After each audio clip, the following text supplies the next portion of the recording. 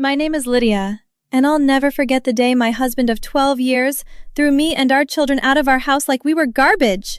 Derek, please, I said, standing in his driveway, with Emma and Jason clinging to my legs. The kids need stability.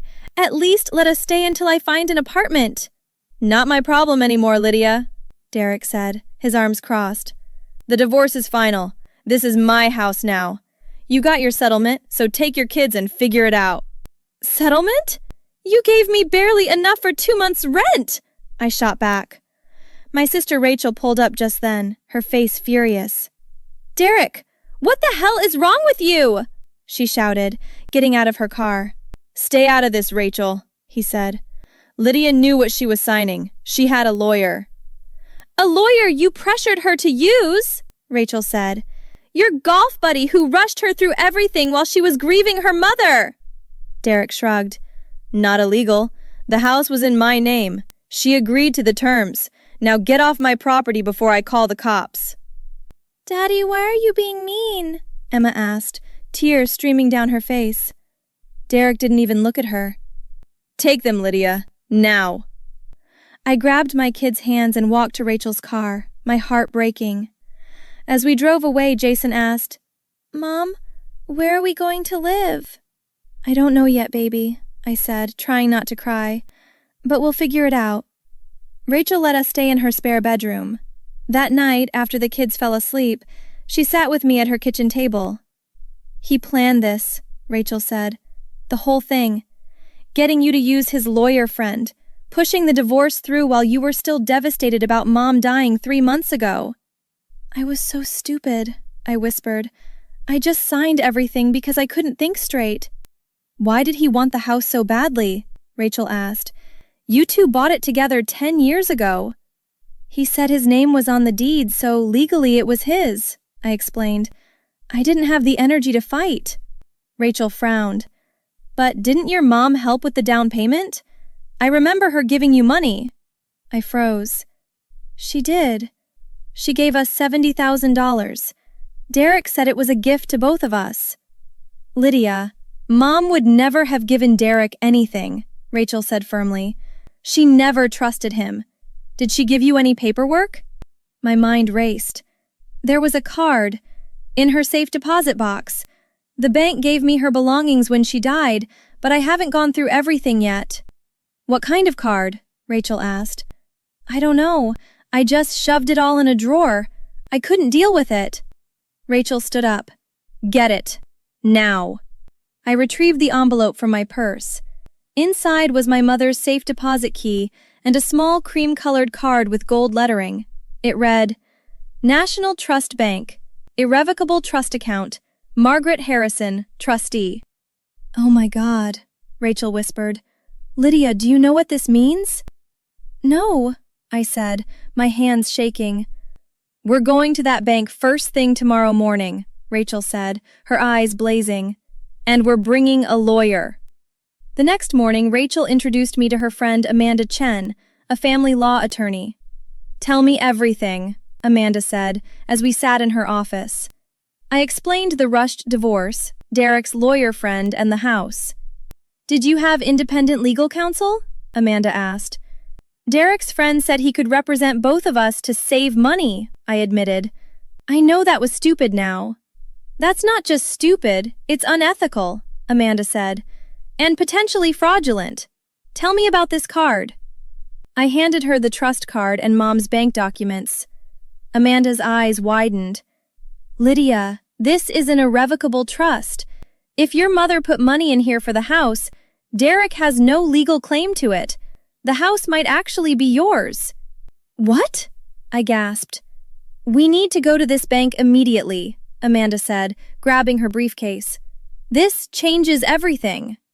At National Trust Bank, we met with the branch manager, Robert Peterson. He was a distinguished older man who reviewed my mother's card carefully. Ms. Harrison, I remember your mother well, he said solemnly. She set up this trust 12 years ago. I handled it personally. What's in the trust? Amanda asked. Robert pulled up his computer. Let me access the account.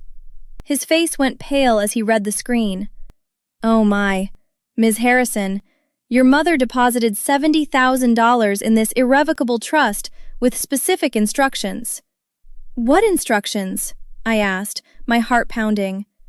The trust was designated for the purchase of 428 Maple Street, your home, Robert said.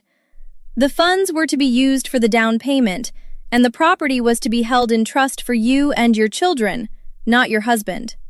Amanda leaned forward. So the house legally belongs to Lydia through the trust? Not just that, Robert said, scrolling through documents. Your mother required that the deed be placed in the trust's name, with Lydia as the sole beneficiary. The trust owns the house. Your husband has no legal ownership. I couldn't breathe. But Derek's name is on the deed. Let me check the county records, Robert said, typing rapidly. His expression hardened. According to this, the original deed from 12 years ago shows the trust as the owner.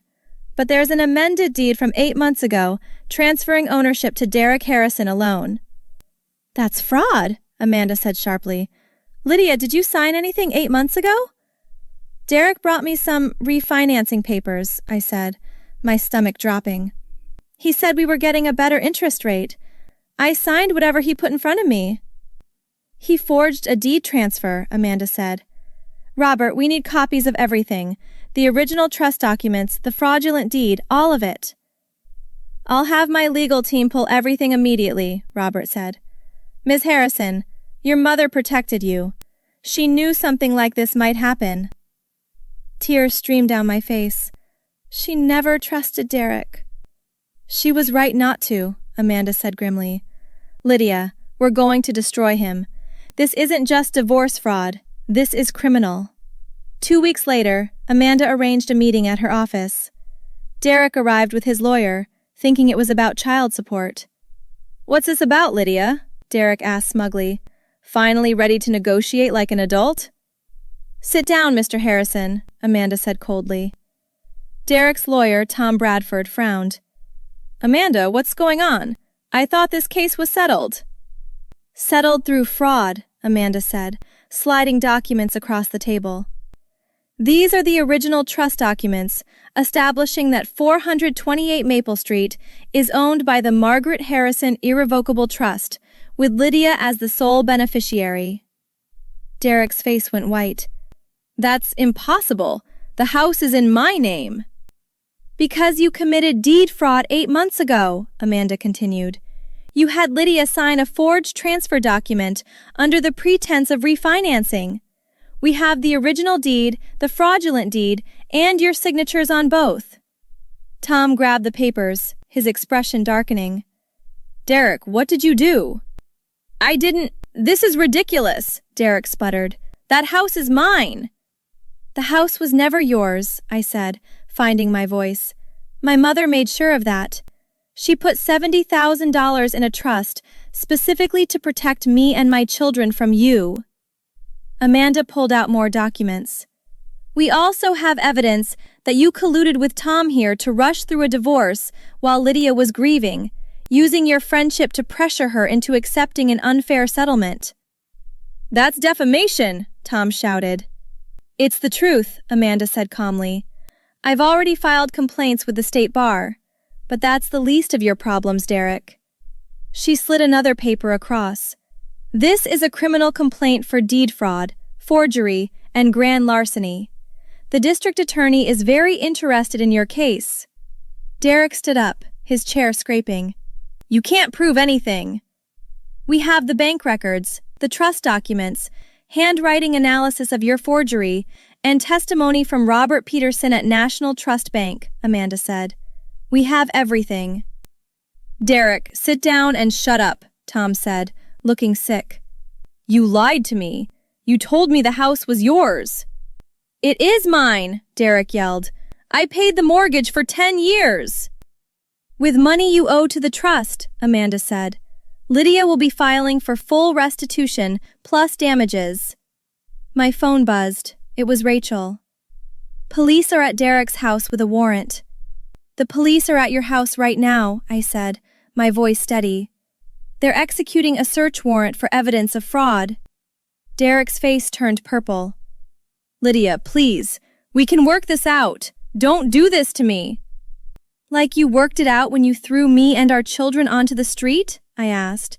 When you stole our home? I'm sorry, he said desperately. I made a mistake. You made a calculated criminal decision, I said, and now you're going to pay for it.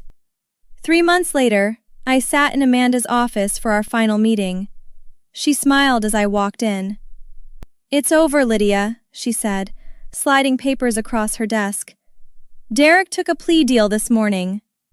What did he get? I asked, my hands trembling. 7 years in federal prison for fraud, forgery, and grand larceny, Amanda said. Plus full restitution. He has to repay the $70,000 from the trust, plus another $100,000 in damages for the fraudulent divorce settlement and emotional distress. I sat down hard. 7 years? The DA took it seriously because he targeted you during your grief and involved your children, Amanda explained. The judge was furious. Derek also lost his contractor's license permanently. What about Tom? I asked. Disbarred, Amanda said with satisfaction. The state bar doesn't take kindly to lawyers who collude in fraud against their supposed clients. I started crying. I can't believe it's really over. You got everything, Lydia, Amanda said gently. The house is legally yours through the trust. The court nullified the fraudulent divorce settlement. You're getting full child support and alimony based on his actual assets, not the lowball numbers he claimed. My kids get their home back, I whispered. They do. And Derek will never be able to hurt you again, Amanda said. The restraining order is permanent. Thank you, I said, for believing me, for fighting for me. You fought for yourself, Amanda said. You just needed someone to show you how. Your mother gave you the tools. You used them. I nodded, wiping my eyes. She knew. Even before I did, she knew Derek would try something. Mothers usually do, Amanda said. She protected you from beyond the grave. I wish I could thank her, I said. You already have, Amanda replied.